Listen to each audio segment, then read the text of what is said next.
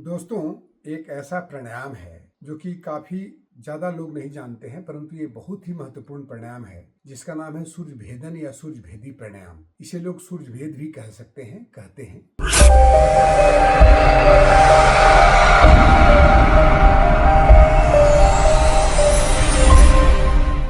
तो हम इसके बारे में आपको कुछ इसके फायदे बताते हैं कि इसको कैसे किया जाता है, परंतु इसके फायदे पहले आप जान लीजिए। ये एक शरीर में गर्मी पैदा करने वाला प्राणायाम है। ये शरीर में एक ऊर्जा उत्पन्न करती है जिससे आपको शारीरिक बहुत सारी बीमारियां दूर होती है, जिसमें सबसे पहले जो ठंड से होने वाली बीमारियां हैं, जैसे कि सर्दी, जुकाम, अस्थमा, ब्रोंकाइटिस या अन्य न्यूमोनिया या इत्यादि जितने सारे रोग हैं जो सर्दियों में उत्पन्न होती है, जो ठंड लगने से उत्पन्न होती है, वो सारे ठीक होते हैं। साथ साथ में वात रोग भी ठीक होते हैं। जैसे गैस बढ़ा हुआ है आपको, तो उसमें इस आसन को करने, इस प्राणायाम को करने से आपको बहुत लाभ मिलेगा। एक इसका सबसे बड़ा एक और रोल है, जो कि आप यदि कोई व्यक्ति अंतर्मुखी है, जो मंद बुद्धि वाले हैं, उनके लिए ये बहुत ही कारगर है। और यदि आपको आलसपन ज्यादा लग रहा है, आप ज्यादा सुबह उठे और आपको इच्छा नहीं कर रही कुछ काम करने के लिए, या दिन में किसी समय कोई काम करने की इच्छा नहीं कर रही है, जब ये प्राणायाम करिएगा तो आपको ऊर्जा जागृत हो जाएगी और आप काम की तरफ प्रेरित हो जाइएगा। तो चलिए दोस्तों,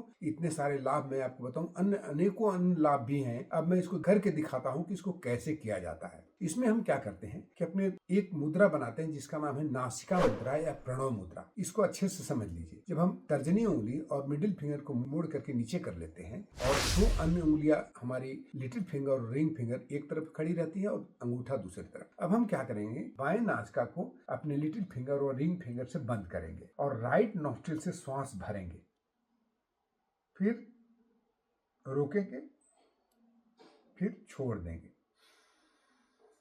लेकिन ये तो सिंपल हो गया, बिल्कुल सिंपल। अब इसके साथ में हम एक और दो आयाम और जोड़ेंगे। सबसे पहले क्या करेंगे कि हम श्वास राइट नोस्ट्रिल से लेंगे, श्वास को रोकेंगे, जलंधर बंध लगाएंगे यानी ठुड्डी को छाती में लगाएंगे, और मूल बंध लगाएंगे यानी गुदा द्वार को संकुचित करते हुए ऊपर की तरफ खींचेंगे। ये यदि दो साथ में करते हैं तो लाभ कई गुना ज्यादा हो जाता है। इसलिए आप इसको करने के लिए सबसे अच्छा तरीका है कि आप कोई भी ध्यानात्मक आसन में बैठ जाए, कोई भी आसन में, खाली इतना देख लें, केवल इतना देख लें कि आपका रीढ़ की हड्डी सीधी होनी चाहिए। आप न आगे झुके होने चाहिए, न पीछे झुके होने चाहिए। आप आराम से इस तरह से बैठ जाएं, कमर, गर्दन और शरीर एक सीध में रहे। अब आप करें, नासिका मुद्रा लगा लें, बाएं नॉस्ट्रिल को आप बंद करें, दाएं नॉस्ट्रिल से श्वास अंदर लें,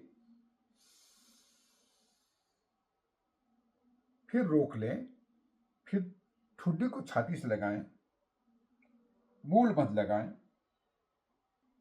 यथाशक्ति रोकें, फिर बाएं नासिका से श्वास को बाहर छोड़ दें। यानी दाएं नासिका से पूरक करना है, जलंधर बंध लगाना है, मूल बंध लगाना है श्वास को रोक करके, और फिर बाएं नासिका से जितना देर तक आप रोक सकते हैं आसानी से, उतना देर तक अंतर कुंभक या श्वास को रोकें, और उसके बाद बाएं नॉस्ट्रिल से श्वास को धीरे धीरे करके छोड़ दें।